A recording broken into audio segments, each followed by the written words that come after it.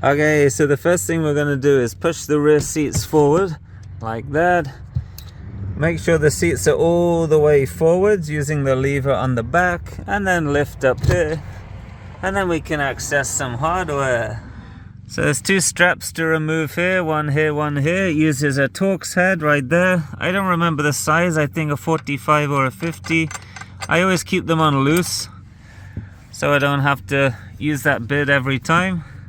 And then we have a nut here. It's a 16 mil, there's one on each side.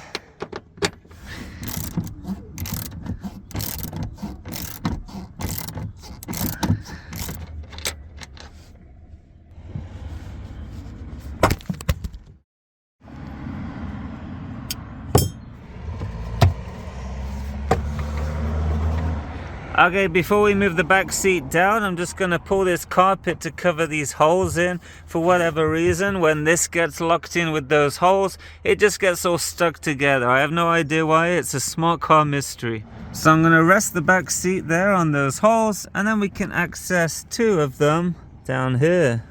So just like the others, there's two 16 mil, one here and one here. You'll probably have a flap on yours. I cut mine off because they were really annoying.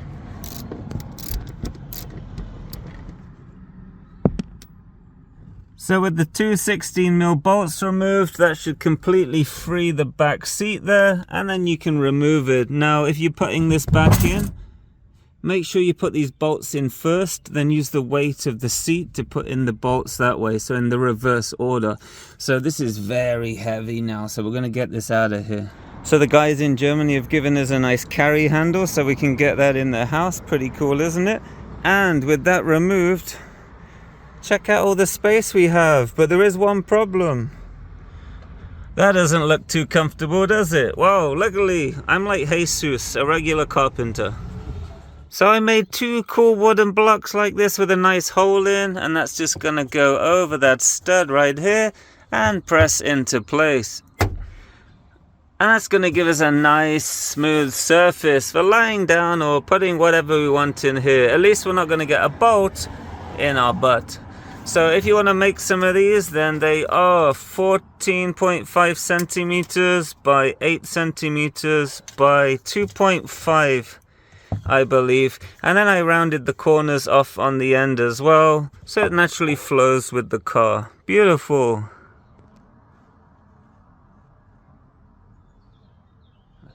So with the sleeping arrangements almost sorted, how are you going to charge your devices? Wow, we have installed an inverter. Look at this, it has two UK sockets, 4 USBs, and on the side it has a multi-socket for whichever country you're visiting from. So this is a modified sine wave inverter. Now it's not going to work great with sensitive equipment, but it does work great with laptop transformers. These work perfectly fine on a modified sine wave inverter. If you want to learn how to wire your own inverter directly to the battery using nice size gauged cables for safety with inline fuses, I'll link a video in the description below, you can check it out. But wait, what is this? Well, hiding behind there is a 5-port USB hub which runs on the car cigarette adapter right here. Now there's 5 slots, 3 amps max, which will never trip a 15 amp fuse. So I have a dash cam in there, I have a charger while I'm driving over here, but also I have 2 slots coming through the trim of the car all the way along and into the back area of the car right here. So when you're sleeping, you can charge your phone on one side and also on the other side. So electronical charging is sorted. But wait, what are the power requirements for this? Well, coming under the hood of the car, I've made some modifications. You can see where the inverter comes in there through an ANL inline fuse there. But I've also installed a big 3 upgrade. Now, I'll link a video in the description below, but it involves upgrading the size of the wire from the alternator to the battery positive, from the battery negative to the chassis, and also the engine block, but ultimately the alternator ground to the body of the car, which completes the big 3 upgrade, which ensures you have a nice solid electrical connection, especially if upgrading your alternator to give you more power in the car.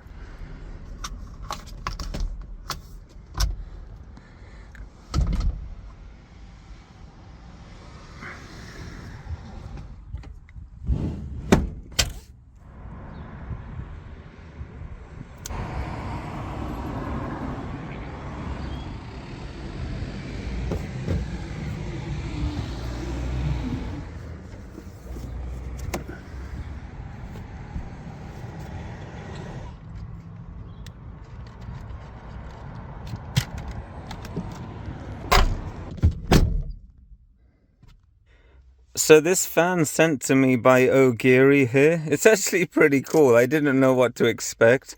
They sent me this in exchange for a video, so I thought I'd include it here.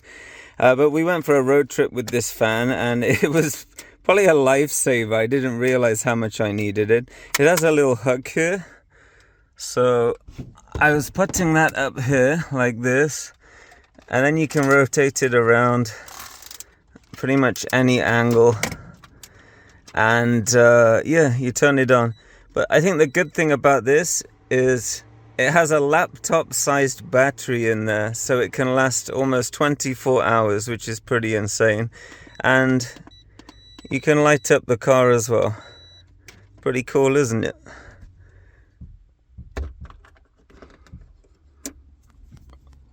I forgot one more thing.